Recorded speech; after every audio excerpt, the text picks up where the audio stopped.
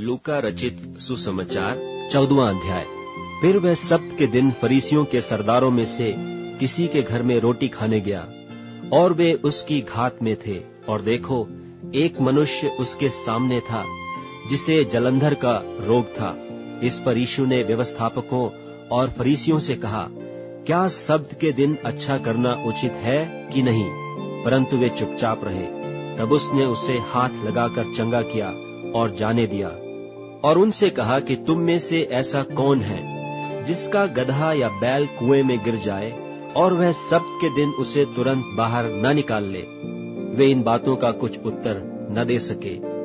जब उसने देखा कि नेवताहारी लोग क्यों कर मुख्य मुख्य जगहें चुन लेते हैं, तो एक दृष्टांत देकर उनसे कहा, जब कोई तुझे ब्याह में बुलाए तो मुख्य जगह में न बैठना।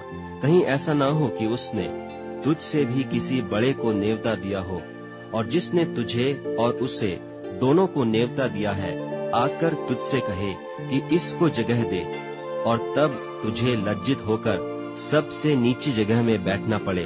पर जब तू बुलाया जाए तो सबसे नीची जगह जा बैठ, कि जब वह जिसने तुझे नेवता दिया है आए तो तुझसे कहे कि हे मित्र, आगे बढ़कर बैठ।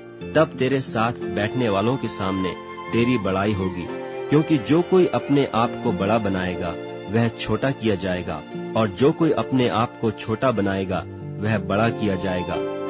तब उसने अपने नेवता देने वाले से भी कहा, जब तू दिन का या रात का भोज करे तो अपने मित्रों या भाइयों या कुटुंबियों या धनवान पड़ोसियों को न बुला, कहीं ऐसा न हो कि वे भी तुझे नेवता दें और तेरा बदला हो जाए।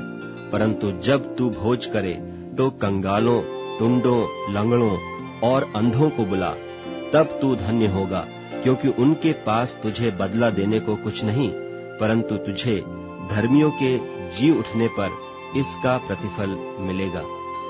उसके साथ भोजन करने वालों में से एक ने ये बातें सुनकर उससे कहा, धन्य है वह जो परमेश्वर के राज में रोटी खाएगा।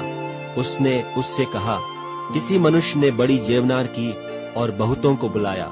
जब भोजन तैयार हो गया तो उसने अपने दास के हाथ नेवताहारियों को कहला भेजा कि आओ, अब भोजन तैयार है। पर वे सब के सब क्षमा मांगने लगे। पहले ने उससे कहा, मैंने खेत मोल लिया है और अवश्य है कि उसे देखूं। मैं तुझसे विनती करता हूँ, मुझे क्षमा करा दे। दूसरे ने कहा, मैंने 5 जोड़े बैल मोल लिए हैं और उन्हें परखने जाता हूँ।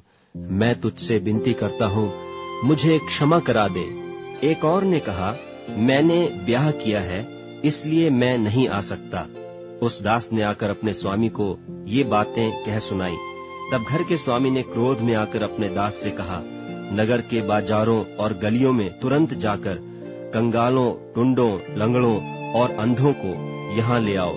दास ने फिर कहा, हे स्वामी, जैसे तूने कहा था वैसे ही किया गया है, और फिर भी जगह है। स्वामी ने दास से कहा, सड़कों पर और बाड़ों की ओर जाकर लोगों को बरबस ले ही आ, ताकि मेरा घर भर जाए। क्योंकि मैं तुमसे कहता हूँ कि उन नेवते हुओं में से कोई मेरी जेवनार को न चखेगा। और जब बड़ी भीड़ उसके साथ जा रही थी तो उसने पीछे फिरकर उनसे कहा, यदि कोई मेरे पास आए और अपने पिता और माता और पत्नी और लड़के बालों और भाइयों और बहनों वरन अपने प्राण को भी अप्रिय न जाने, तो वह मेरा चेला नहीं हो सकता। और जो कोई अपना क्रूस न उठाए और मेरे पीछे न आए, वह भी मेरा चेला नहीं हो सकता। तुम में से कौन है कि गढ़ बनाना चाहता हो और पहले बैठकर खर्च न जोड़े कि पूरा करने की विसात मेरे पास है कि नहीं? कहीं ऐसा न हो कि जब नेव डालकर तैयार न कर सके तो सब देखने वाले यह कहकर उसे ठट्ठों में उड़ाने लगे कि यह मनुष्य बनाने तो लगा पर तैयार न कर सका। यह कौन ऐसा राजा है कि दूसरे राजा से युद्ध करने जाता हो और पहले बैठकर विचार न कर ले कि जो 20,000 लेकर मुझ पर चढ़ा आता है, क्या मैं 10,000 लेकर उसका सामना कर सकता हूँ कि नहीं? नहीं तो उसके दूर रहते ही वह दूतों को भेजकर मिलाप करना चाहेगा। इसी रीति से तुम में से जो कोई अपना सब कुछ त्याग न दे तो वह मेरा चेला नहीं हो सकता।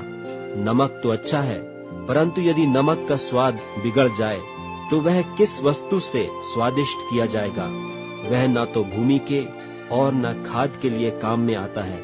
उसे तो लोग बाहर फेंक देते हैं। जिसके सुनने के कान हो वह सुन ले।